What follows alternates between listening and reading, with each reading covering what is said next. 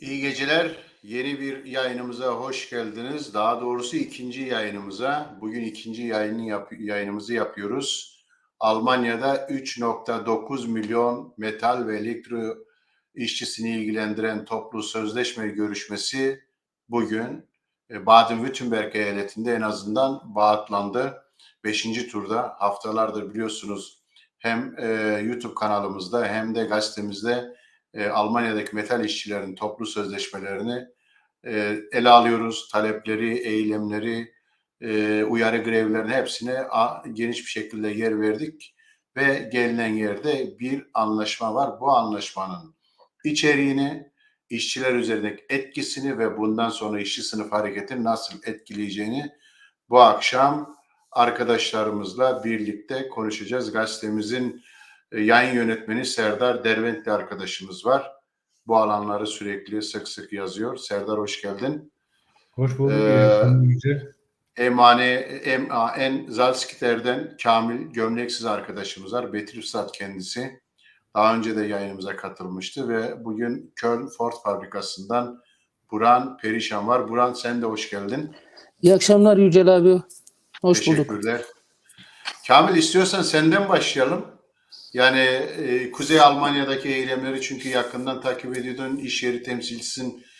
Bugünkü anlaşmada neler var? Önce onları bize yavaş yavaş bir anlatabilir misin anlaşmanın içeriğini? Evet, önce iyi akşamlar hepinize. Dün yani heyecanlı bir gündü bizim için. Çünkü bir gün öncesinden eylemler oldu, grevler oldu. Ama grev öncesinden yani bilgi bir anlamda bize geldi. Ya bugün işverenler tarafından bir teklif gelecek. Evet. Hemen hemen aşağı yukarı yaklaşık olarak söylediler nasıl olacağını. Ama tabii 24-25 bu ayın 24-25'inde 24 saatlik bir grev planlanmıştı. Yani önümüzdeki uzlaşma olmayacak, önümüzdeki hafta greve gitme ihtimali üzerinde çalışma yapılmıştı. Evet, tamamen hazırlanmıştı. Her şey tamamdı. Sadece hayata geçirilmesini bekliyorduk. Evet. Şimdi tabii bir anda gözler, kulaklar Stuttgart'a yöneldi her taraftan. Bütün gece bayağı uzun oldu. Şimdi tarif komisyon üyeleri bizim buradakiler de sabaha kadar uyumadılar. Onlar da sürekli bir kısmı oraya gittiler, bir kısmı buralarda irtibatta bulundular.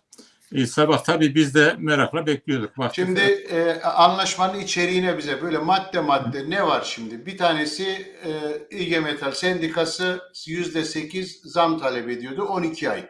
Bu talebi biliyorduk yani öncesinde. Yapılan anlaşmaya göre 24 ay süreli bir anlaşma olmuş. Yani 28 şeyde bitmişti. 28 Ekim'de süre bitmişti. Geçen toplu sözleşmenin dönemi bitmişti. Mücadelede başladı. O günden bugüne sayarsak yani sonuna kadar Ekim 24 sonuna kadar süren bir anlaşma yapılmış. Ama ilk 7 ay için bir sıfır zam var tabii ki. Bir şey yok. İlk 7 ay yani bu Ekim'in sonundan Haziran başına kadar. Önümüzdeki Haziran'ın başına kadar zam yok. Evet. 1 Haziran'dan itibaren 1 Haziran 2023'ten itibaren 5,2 bir zam var ücretlere. Evet. Daha sonra 2024'ün Mayıs ayının birinden itibaren 3,3 zam daha geliyor. Bunun dışında bir tane 3.000 euroluk aynı masalım etti 8 %8,5 toplam 30 Eylül 2024'e kadar değil mi? Evet. 30 Eylül 2024'e kadar toplamda Haziran 2023 ve Eylül 2024 arası. Ve Mayıs 2024. Evet. Evet. Tamam. Şimdi bir de 3.000 euro işverenlerin teklifi vardı. Bu aynı mal sağlığım dedikleri. Şimdi bunu ikiye bölmüşler. Bir Şubat 2023'te yani hemen gelecek senenin başında Şubat'ın birinden itibaren 1500 euro olarak öngörülüyor. Geri kalan da 2024'ün Şubat ayında ikiye bölünüyor bu. Şimdi anlaşma kabaca böyle. Evet.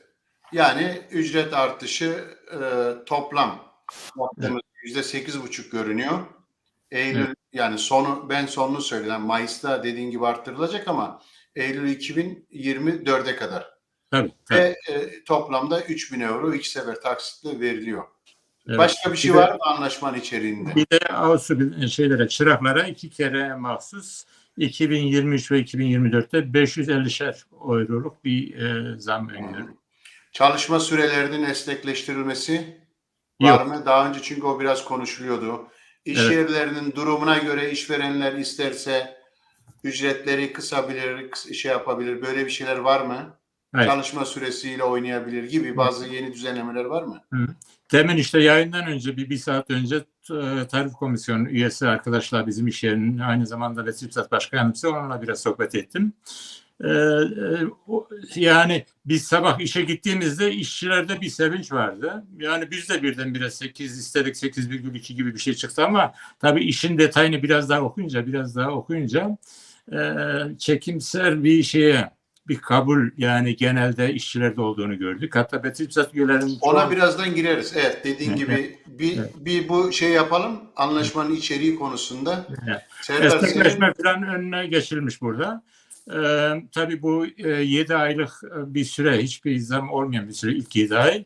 Orada evet. Şimdi arkadaşın söylediği şöyle, orada şimdi Şubat'ta ödeniyor, 1500 euro bu yardım geliyor.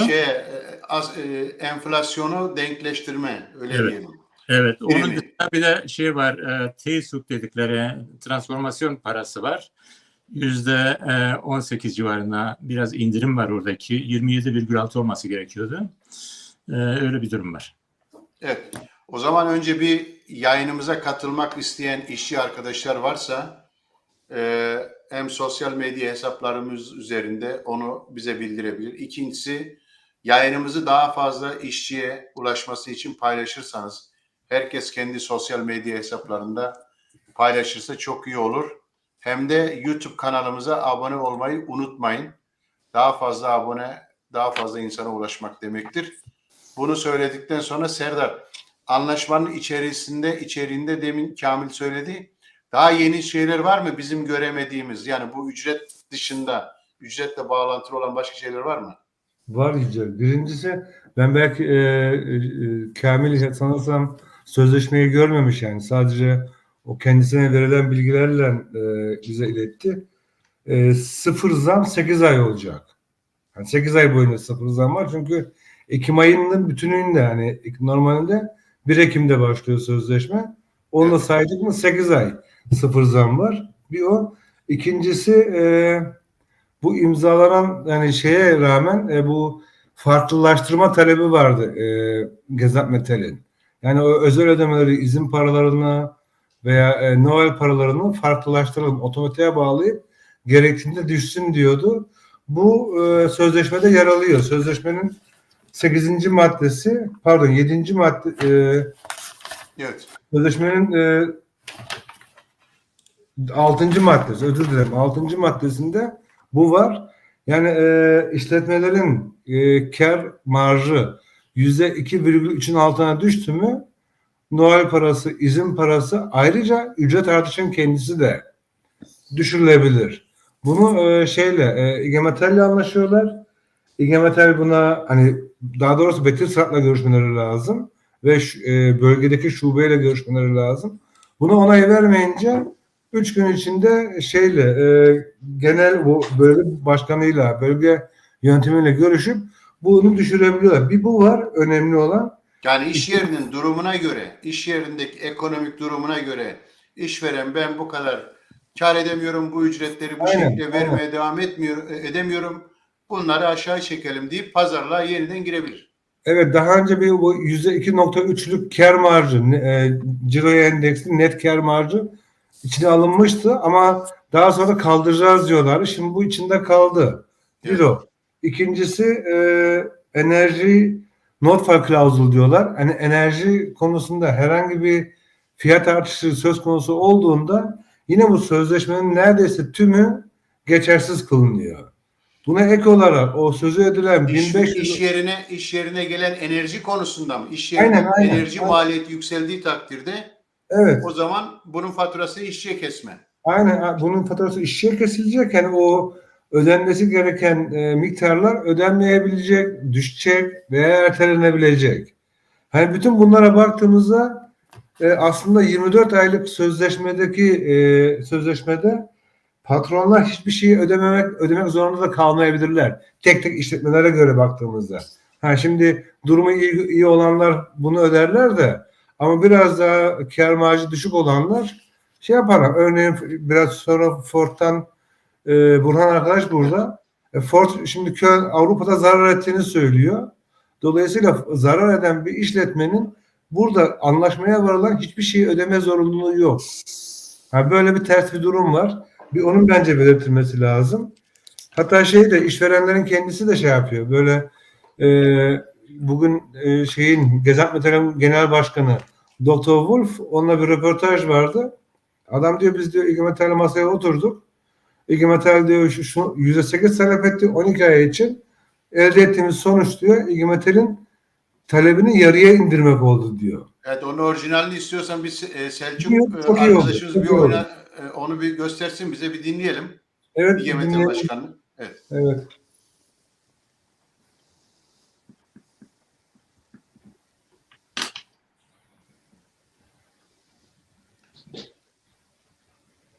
Bir teknik sıkıntı var herhalde. Seste bir sorun var Selçuk. Das ist ein guter Evet. Abschluss. Evet, geldi demin. Devam et. Ich glaube, in der Summe ist es ein guter Abschluss. Er ist zwar nicht billig, aber er berücksichtigt natürlich viele Dinge, Belastungen von Arbeitnehmern in unseren Unternehmen, und es sind natürlich auch Vorschusslorbeeren für die Zukunft. Wir gehen ja davon aus, dass wir irgendwann wieder Zeiten haben des Aufschwungs, und in der Summe muss man sagen, die IG Metall ist angetreten mit 8 für 12. Wir haben jetzt 8,5 für 24. Das heißt also, wir haben schlichtweg die Forderung der IG Metall mal halbiert, und ich glaube, insofern ist es ein guter Abschluss. Evet, sonuçtan memnun ve İG Metal'in talebini yarıya indirdik diyor. Yarıya indirdik diyor. Aslında Dr. Wolf şey yapıyor, hani fazla metal işçilerini kızdırmak istemiyor. O 8 ay sıfır zammı da işin içine koyduğumuzda o yarının da altına düşüyoruz. Onu O düşünmek 8 ay gerekiyor. sıfır zammı bize bir daha bir anlatabilir misin? Çünkü bu hani pek görünmüyor. 8 Güzel. ay normalde yani şuradan başlatıyorsun değil mi? Bu yılın Ekim ayında anlaşma bitti. Ve 1 Evet. Ekim'de. 1 Ekim'de bitti ve bu yeni anlaşmada ücret artışı bakımından Haziran ayının başında devreye giriyor, çünkü ücret artışı bakımından. Bu Evet. süre içerisinde ücret artışı yok, sadece 1500 euro bir şey var, bir ödeme var. İkramiye var. Evet, Aynen. bir ikramiye var. Ki bu ikramiye de yanılmıyorsam metal işverenlerinin şeyi değildi, hükümet bunu gündeme getirdi. Enerji ve fiyatları arttığı için işverenler çalışanlara, çalışan başına 3000 euro versinler diye bir gündeme getirmişti aslında. Evet. Serdar, galiba duyuyor musun? Düştün mü? Teknik internette zayıflık olabilir. Burhan, istiyorsan seninle devam edelim. Serdar'ın bir şey yapın yayını gelene kadar. Kamil demin söyledi. Hani sabah biraz şeydi. Herkes bir mutlu gibi bir hava vardı. Anlaşma sağlandı. Görünürde 8.5 toplamda bir şey var. Sizin fabrikanızda, Köln Ford'da nasıl bir şey oldu? Nasıl bir hava vardı bugün? Öncelikle hepinize iyi akşamlar diliyorum. Ya şöyle bir şey. Şimdi bizim yaklaşık 3-4 senedir şu Einmalzahlunglar dedikleri şey ilk önce göze bir şey geliyor. Einmalzahlung 3000 euro, işte bu karşılama dediğinde 3000 euro dediğinde insanlar 3000 euro çok iyi, çok iyi, çok iyi deniliyor. Ama işin şu detaylarına girdiğinde ilk karşılanılan, tamam işte verilmese de 3000 euro, 1500 euro veriliyor 2 defa, olumlu karşılanıyordu işçilerde.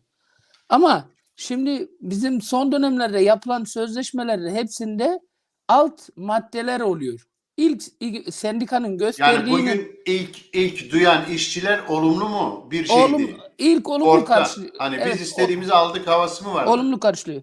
O olumlu karşılanıyordu. Ama şöyle bir şey var.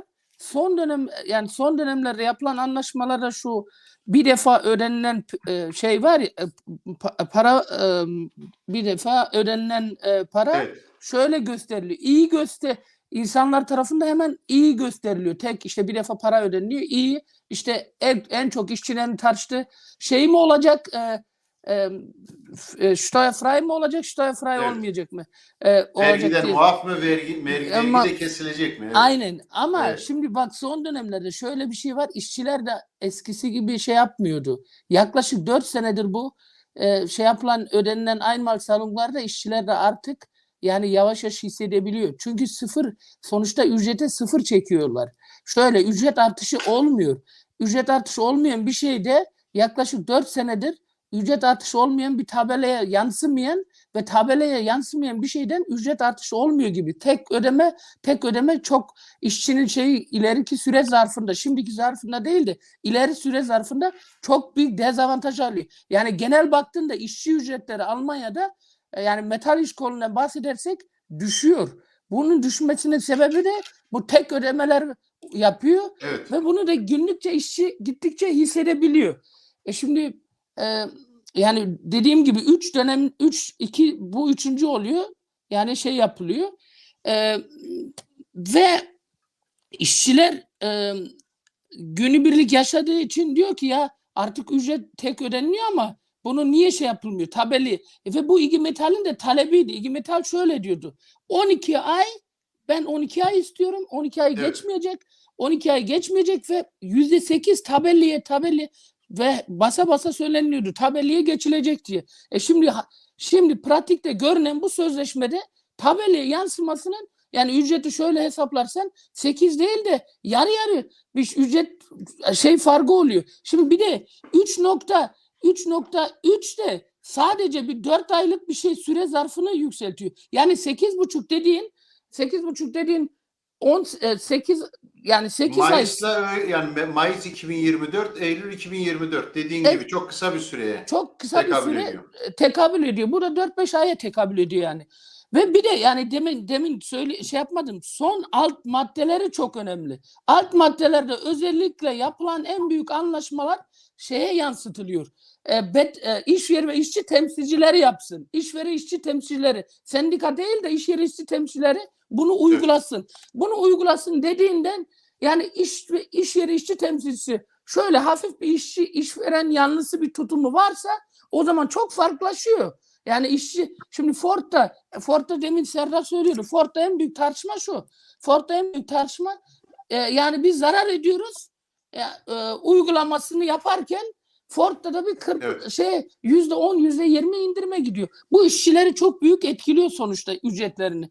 Ve yani şöyle diyeyim, işçi arkadaşlar tarafında şu anda yapılan anlaşma tam detaylı olmasa bile yani daha anlaşılmadı ve temkinli bakılıyor gibi geliyor bana.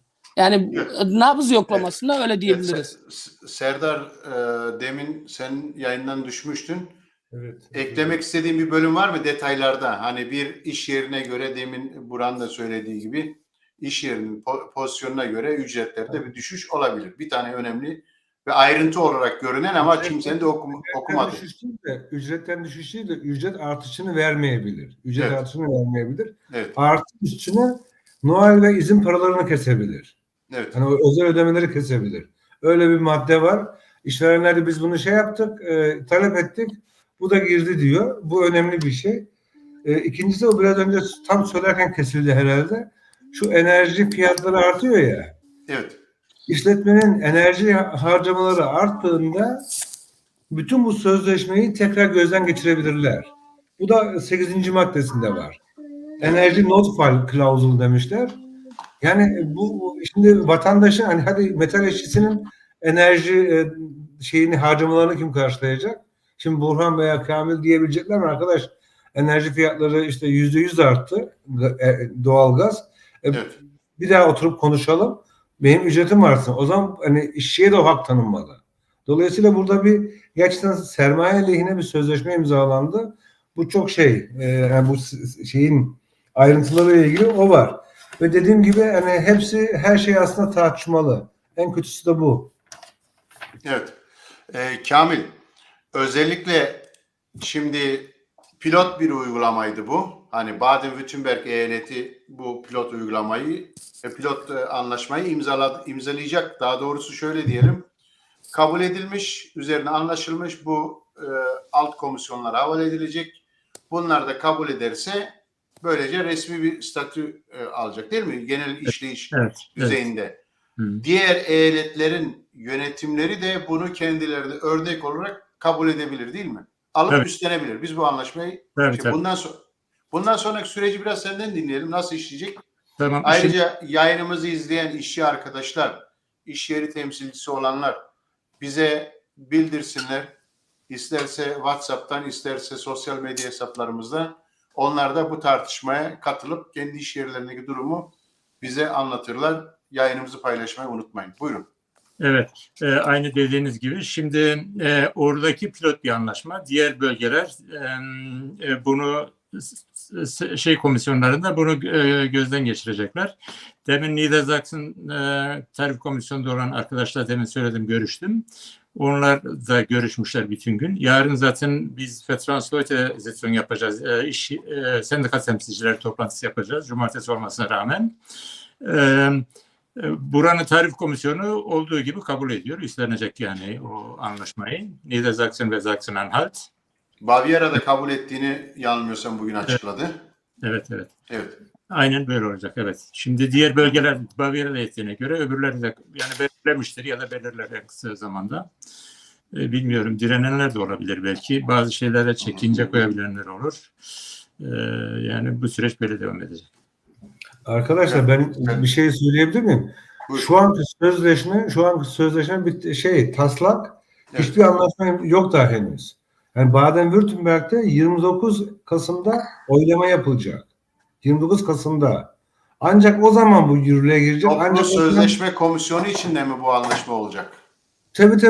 Hani Evet. bu şimdi sadece müzakereleri sürdüren 4 kişinin tamam dediği. Ben sabah 4'e kadar arkadaşlarla görüşüyordum. Arkadaşlar talep ediyor. Diyor, biz bunu şimdi oylayalım.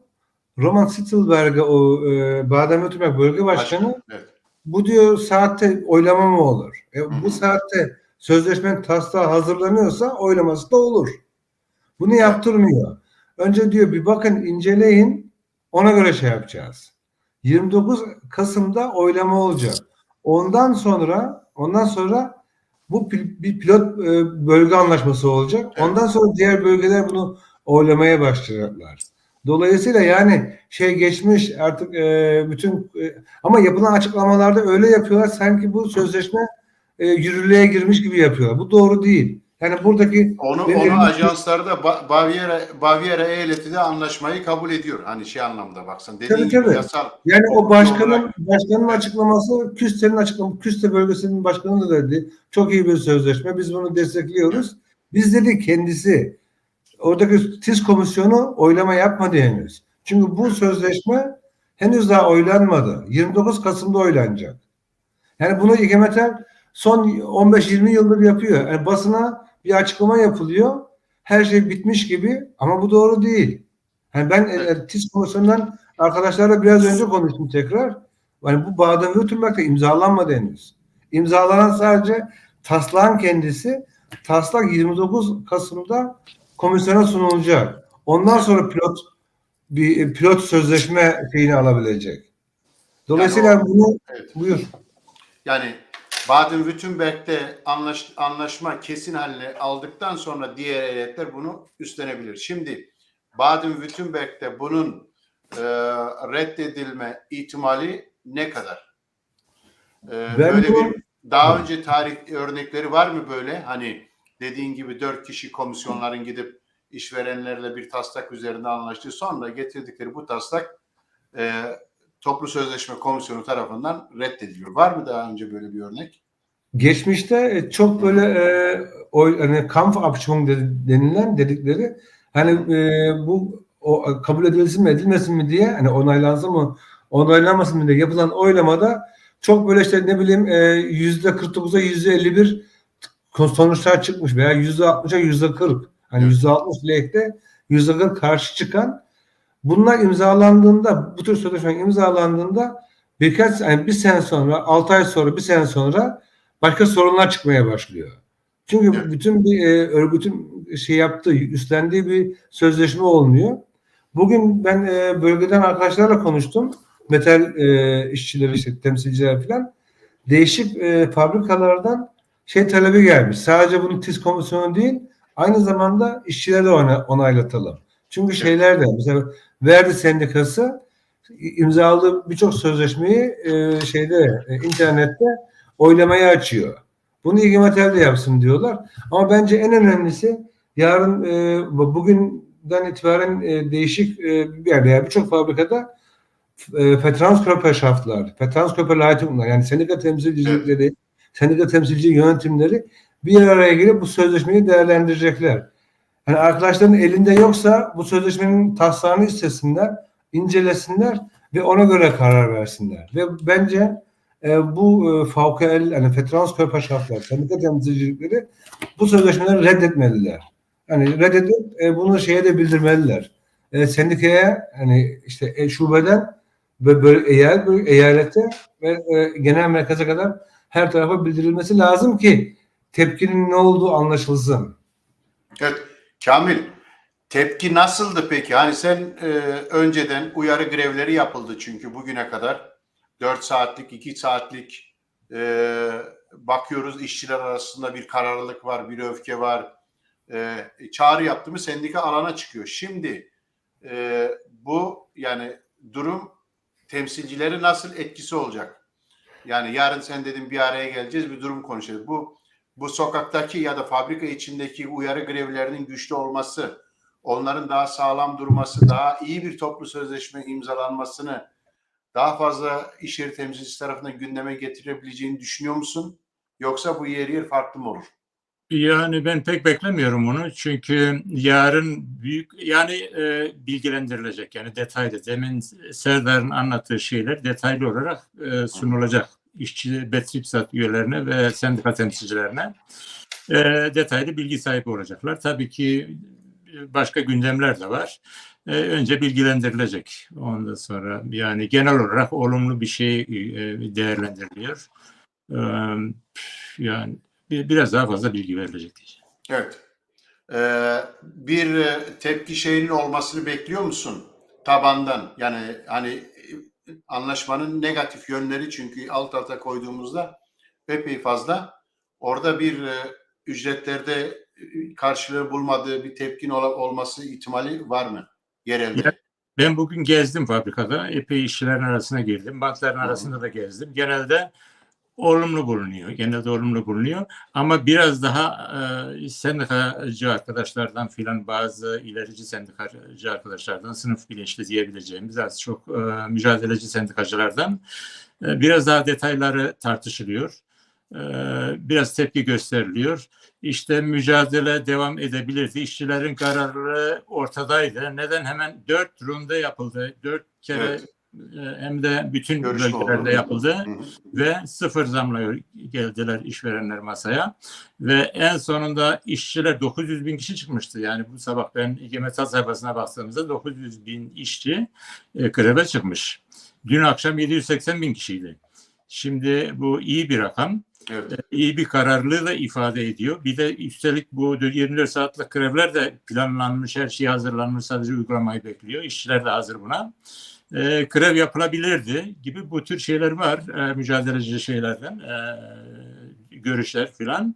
Ama genel olarak işçi sınıfının ana gövdesine baktığımızda yani bir olumlu şey var, çekimsel bir olumlu yaklaşım.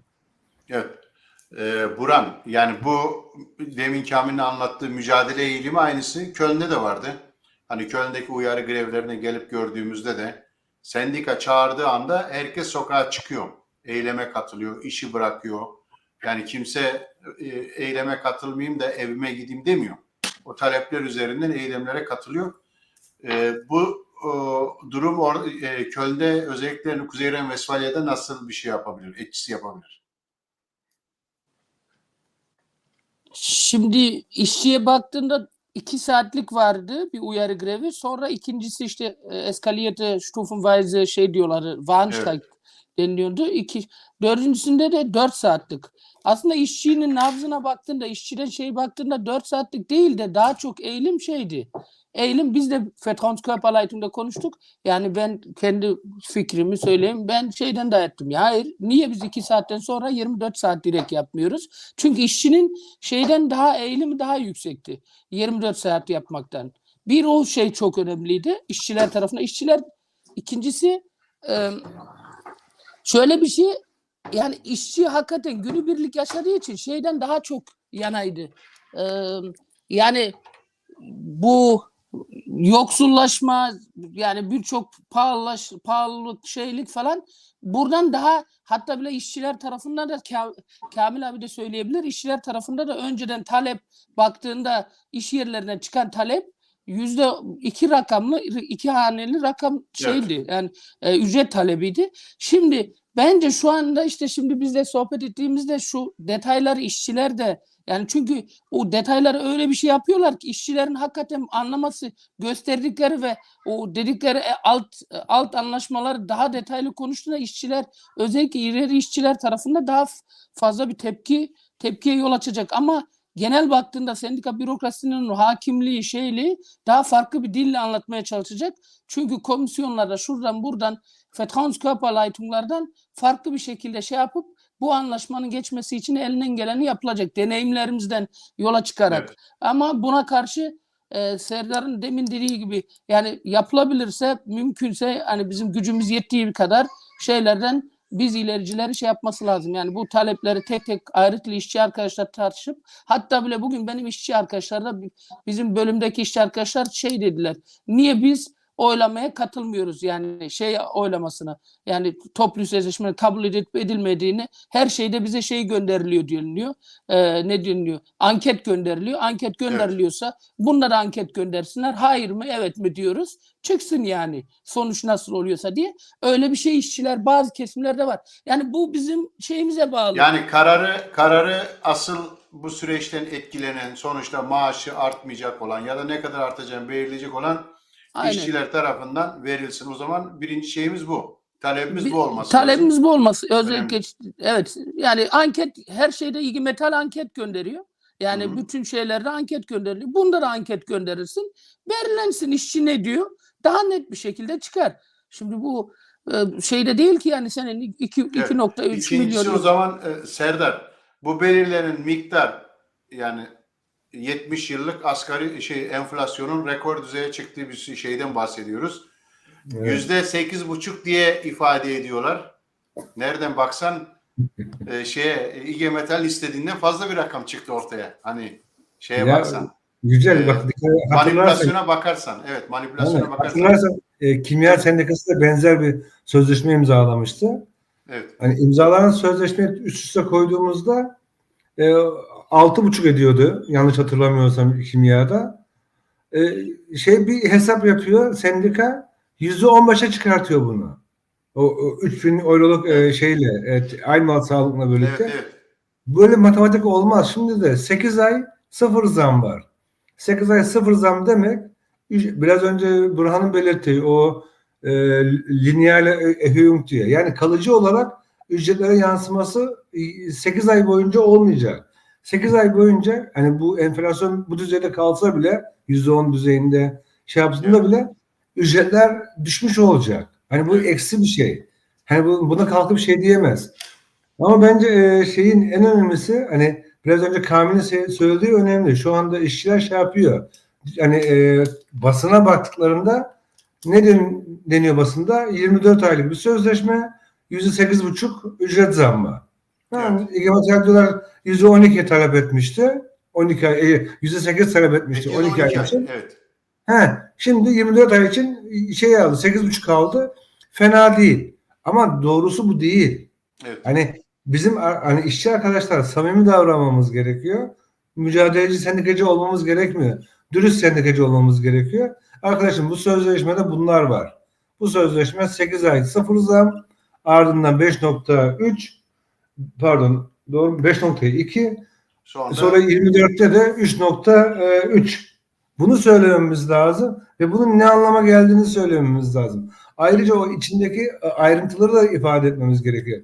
Ondan sonra bakalım ne diyecekler. şeye katılıyorum. Burhan'ın dediğine anket yapılması gerek. Yani bunlar ortaya koyulmalı, anket yapılmalı ve bakalım işte o zaman ne diyecekler. Çünkü hani birkaç ay sonra işçi bunu hissedecek.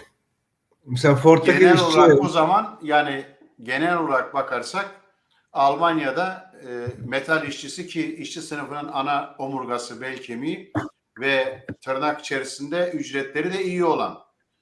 Genel olarak ama enflasyonla baktığımızda bundan sonraki süreçte işçi sınıfının Almanya'da yoksullaşmaya devam edeceğini gösteriyor. Bu toplu sözleşme bir durdurmayı yapmadı. Yani tabii. işçi sınıfı açısından ne anlama ifade ediyor? Bir de önümüzdeki dönem kamuda büyük toplu sözleşme var. Onlar da %10'un üzerinde bir talepte bulundular. Onlar için de bir örnek olabilir mi ya? Kamuya siz bu kadar metal bu kadar istedi, siz niye bu kadar istiyorsunuz deyip oradan da bir ölçü belirleme olabilir. Bence söylerler çünkü Kimya Sendikası sözleşmeyi imzaladığında Kimya Sendikası'nın genel başkanı şeydi. Biz de ödevimizi yaptık. Hükümetle konuştuğumuz çerçevede bir sözleşme imzaladık. Diğerleri aynısını yapmalılar. Bunun basın toplantısının filmi var. Merak eden izleyebilir. Bugün Hoffman'ın hani sendikanın genel başkanının bir açıklaması vardı. O çok enteresan.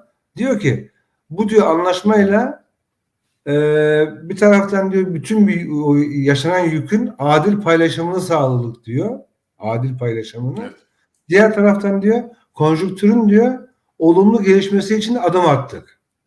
Şimdi bakıyorsunuz hani sözleşmeye bakıldığında adil yük paylaşımı yani işçilerin zam almaması 8 ay boyunca sıfır zam olmalı hani sıfır zam maruz kalmaları ardından düşük hani eksi reel ücretlerin düşmesine bir kez daha düşmesine neden olacak 5.32'ye yapmaları muhtaç kalmaları bunu adil yük dağılımı olarak ifade ediyor. Ve diyor hani işletmelerin durumu yapacak. Hani Gezen metal patronlarının açıklamalarına bakın. Bu diyor mükemmel bir anlaşma. Biz de yapacağız diyor. İşte planlama şeyimiz var. Ve diyor 24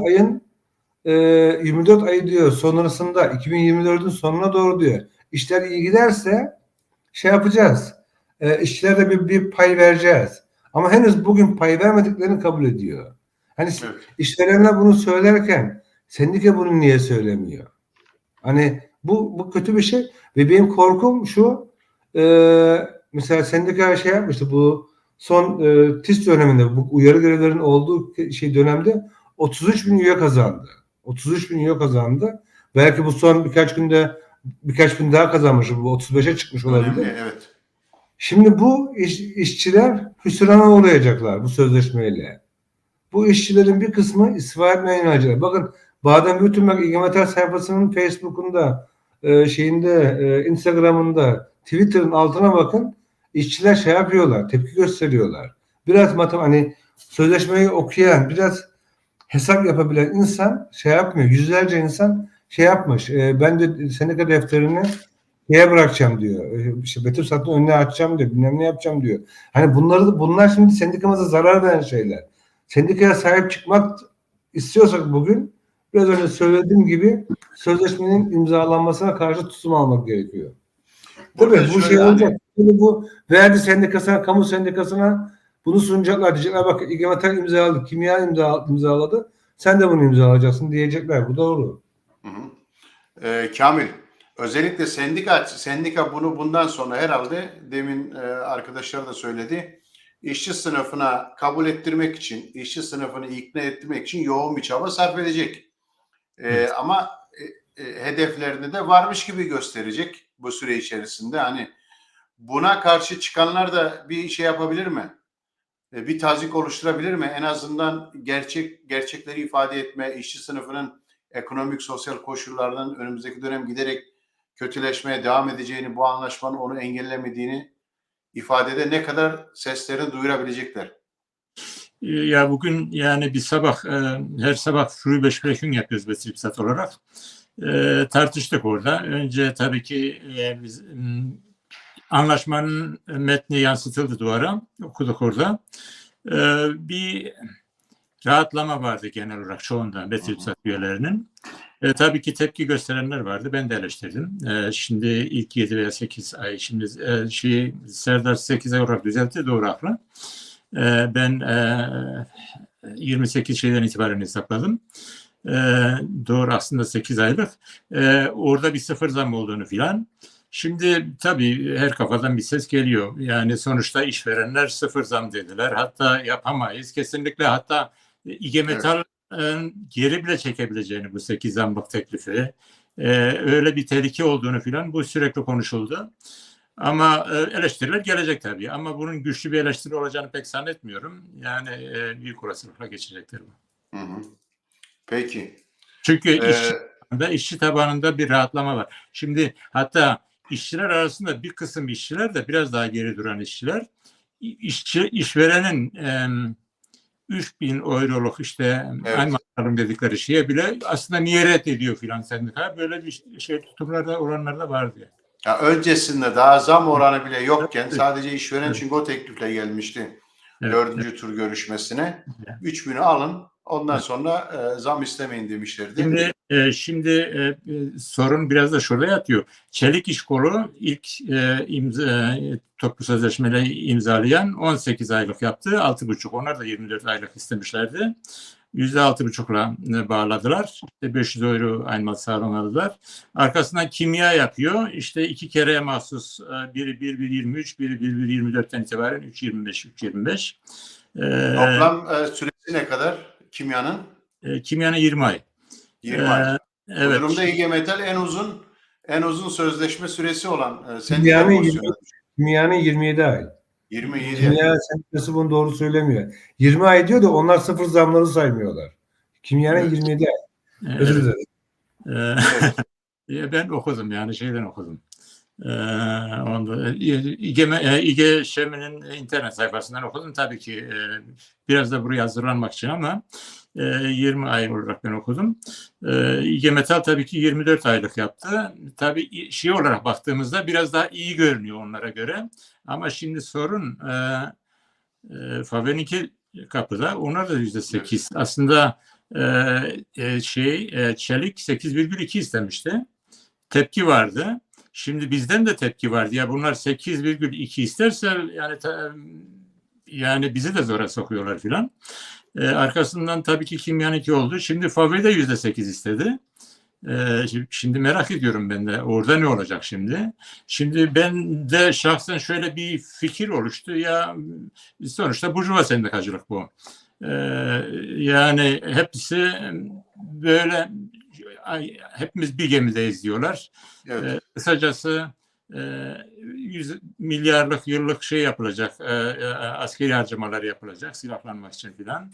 İşte savaşın getirdiği yükler var. Bunlar işçi sınıfına yüklenecek. Beraber taşıyacağız bunu hepimiz aynı gemide olduğumuza göre. Burada bir fedakarlık göstergesi. Çünkü şimdi 4 kere sıfır zamla masaya oturmuş ve arkasından mücadele yükselmiş. 100 binler iş yerini bırakmış. 24 saatlik iş haftası süresiz grev hazırlıkları var ve ondan sonra gelen ilk teklif hemen imzalanıyor. Onun için ben onu ısrarla söylüyorum. 24. O iş yerinde de söyledim bunu sabahki BETİPSAT toplantısında. En azından 24 saatlik grev bir olmalıydı ki ondan sonra talepleri, yani tabii kesinlikle adım atmaması gerekiyor. Evet. Kesinlikle. Evet. Belki bu 7 veya 8 aylık sürede sıfır zamla geçiştirilemeyebilirdi yani. Evet. Ali Şişman arkadaşımız uzun bir tekst yazmış. Arkadaşlar, tekstleri yazarken biraz kısa yazın. Çünkü hepsini burada okumak ya da ekrandaki başındakilerin okuması zor. Ama genel olarak kısa çalışmanın olduğunu da ifade ediyorsun. Geliri, işçi sınıfının geliri azalıyor. Ücretlerdeki artış da düşük. Tabii ki aynı dediğin doğru. Özetleyelim, yavaş yavaş toparlayalım. Şöyle önümüzdeki yılla hesapladığımızda. Yücel abi, bir şey söyleyebilir miyim? Yani pardon, şimdi Buyur. bu sözleşmenin bir de şeyleri oluyor. BETİPSAT, demin dedim ya, iş yeri işçi temsilcilerin uygulanması. Şimdi Ford gibi işletmelerde, özellikle bizim gibi işletmelerde hep böyle kırpılıyor. Yani zarar ediyoruz, şey yapıyoruz. Bizim şeyler iyi değil. Yani şimdi bizim fabrikada da şöyle bir şey var. Yani biz de iş yeri işçi temsilciliği oturduğumuzda sohbet ettiğimizde bunun tekrar şey yapılması için tartışma başladığında şimdi işçilerden de şöyle bir tepki var. Ford ne kadar kırpacak? Yani Evet. yani şimdi diyelim Mercedes diyor, yani dışarıdan gördüğü o, Mercedes diyor veriyor diyor, şey veriyor diyor. Aynısını veriyor diyor ama diyor Ford'da her bize gelen şey %10, şey toplu Yani sözleşme imzalanan anlaşmanın da altında bir şey alıyor. altında da maddeler Ücret alıyor. oluyor, işte ücret alıyor. Onun için özellikle bu, yani biz yaklaşık 10 yıldır bunu yaşıyoruz. Yani o ücret uygulamasının bir de bizdeki onun uygulanmasında bizde de kırpıldığı için bazı işletmeler de şimdi, çünkü orada anlaşmayı şeye yüklemiş, iş yeri işçi temsilciliği yapsın diye, yani şey yapsın, onun için orada da şey oluyor. Yani bizim gibi işletmelerde, zarar gösteren işletmelerde de işçi ücretleri daha da düşüyor. Bunu söylemek istedim yani. Evet, o zaman Ford gibi fabrikalardaki işçilerin de daha fazla, daha Daha temkinli yaklaşması Daha lazım. temkinli yaklaşıyor. Evet, Daha temkinli yaşıyor. karşı bir duruş göstermesi lazım. Evet. Yavaş yavaş toparlayalım. Serdar, özellikle enflasyon artışın eğilimine baktığımızda artmaya devam ediyor. Şu anda ekonomistler, hani kimse önümüzdeki yıl enflasyon azalacak, düşecek demiyor yani. Tam tersine eğilim yükseliyor. İşçi ücretleri ortada. Önümüzdeki yıl açısından baktığımızda işçi sınıfını Almanya gibi büyük bir ülkede ama aynı zamanda örgütlü bir işçi sınıfının örgütlü olduğu bir yerde neler bekliyor? Bu sözleşmenin taslağına bakarak nasıl bir sorumluluk üstlenmek gerekiyor? Neler yapmak gerekiyor? Yücel, bence bu enflasyon önümüzdeki aylarda artacak. En azından Nisan'a kadar, hani şu anki verilere baktığımızda %12'ye kadar yükselme potansiyeli var. Hani bu önümüzdeki ay %11, %11.3, 4 olma potansiyeli. Aralık ayında ise, hani içinde bulunduğumuz ay diyorum, 11'e geçme potansiyeli. Aralık ayında ise 12'ye çıkma potansiyeli var. Bunlar ben olmasın yani, böyle şimdi senaryo çizip çok kötü halimiz olacak diye değil. Bunu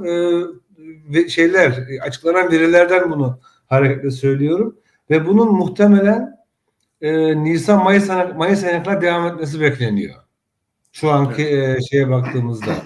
Artı gelecek sene bir de şey olacak, ekonomik durgunluğa girecek. Hani büyüme olmayacak, daralma olacak, daha doğrusu durgunluk da değil. Daralma olacak. Yani bunlar önümüzdeki süreçte işçi ve emekçileri zor günlerin beklediği anlamına geliyor. Yani kısa çalışma uygulaması yeniden gündeme geldiğinde bile biliyorsun, kısa çalışma parası işsizlik parası kadar. Bir de bir enflasyon şartlarında bunu düşündüğümüzde şartlar zorlaşacak. Şimdi ne olur, nasıl olur? Bunları böyle şimdiden böyle söylemek mümkün değil de, ama şunu ben hatırlatayım. 60'lı yılların sonunda benzer bir durum vardı. Evet. Yine enflasyon yükseltti. Sendikalar yine bir konsantre aksiyon çerçevesinde hükümetin dediği tarzda sözleşmeler imzalamışlardı. Ya? Ama kısa bir süre sonra kendiliğinden eylemler başladı. Yani bugün o direnmez, yapmaz, etmez, işte bir şey dediğimiz işçiler şey yapıyorlar, ayağa kalkabiliyorlar. Şimdi bu nasıl devam eder bilmiyorum. İkincisi, bizim bu TİS döneminden, bu enflasyon sürecinden çıkaracağımız şu sonuç var ki bunu yaptı. Verdi, Eurowings hava yollarında bir sözleşme imzalamıştı. Bundan 2 sene önce. Oraya bir madde almışlar. Enflasyon artış oranı otomatik olarak ücrete yansır diye. Evet. Arkadaşlara bu sene %9 ücret zammı verdiler. Hiç şey yapmadan. Şimdi arkadaşların yapacağı TİS sözleşmesi görüşmelerinde sadece üretkenlik artışı üzerinde, yani reel ücretlerin denkleştirildi. O enflasyon kaybı denkleştirildi. Varsa üretkenlik artışı üzerinden bir sözleşme yapılacak. Yani ücretlerin artması sağlanacak. Bak, bu Belçika'da var, Lüksemburg'da var, Kıbrıs'ta bile var. Hani Avrupa'nın değişik birkaç tane ülkesinde Bugün var. üzerinde konuştuğumuz metal sektörü de Almanya'da hani bu yıl zarar etmedi. Tam tersine karlarını arttırdığı bir süreç. Tabii o tekerlerin karları olağanüstü arttı. Şimdi ilk 3 büyük otomobil tekeli BMW, Daimler ve Mercedes ve Volkswagen yılın ilk 9 ayında 40 milyar euroya yakın net kar. Hani vergisi, faizi, her şey çıkmış, net kar ettiler. 40 milyar. Bu dile kolay yani. Evet. Bu işte hani şimdi FOVE'de gündemde sözleşmeler, muhtemelen de FOVE bu hani bu sözleşme imzalanırsa FOVE aynısını üstlenecek. Belki üstüne işte birkaç puan ekleyebilir. Onu artık göreceğiz hep birlikte. Ama tekerler kar ediyor. Hani yapıyor. Evet. Kar etmeyenler ise biraz önce Burhan'ın bahsettiği gibi şimdiden mesela Sanrat Fabrik'te bir otomobil yan sanayisi var, ZF. Bir fabrikasında işler iyi gitmediği için alınacak ücret zammının %4 oranını diyor bir kasaya aktaralım, fona aktaralım ve o fondan iş yerlerini koruyalım. Yani işçiden kendi Kesiyor, parasıyla evet. kesiyor ve kendi parasıyla kendi Evet. iş yerini korumasını öneriyor. Bu kadar böyle bir saçma sapan bir duruma geldik. Bence bunlar böyle önümüzdeki dönem artacak. İşte bunlarla da sevgili Betülzade arkadaşlarımız, sendikacı arkadaşlarımız da mücadele etmek zorunda kalacaklar. Peki. Sizlere teşekkür ediyorum. Eğer ekleyeceğiniz bir şey yoksa. Çok teşekkürler. Evet sayın seyirciler, Almanya'daki metal sözleşmeleri konuştuk. Bir dahaki yayınımızda görüşmek üzere. Hoşça kalın. Herkese iyi geceler. Yok.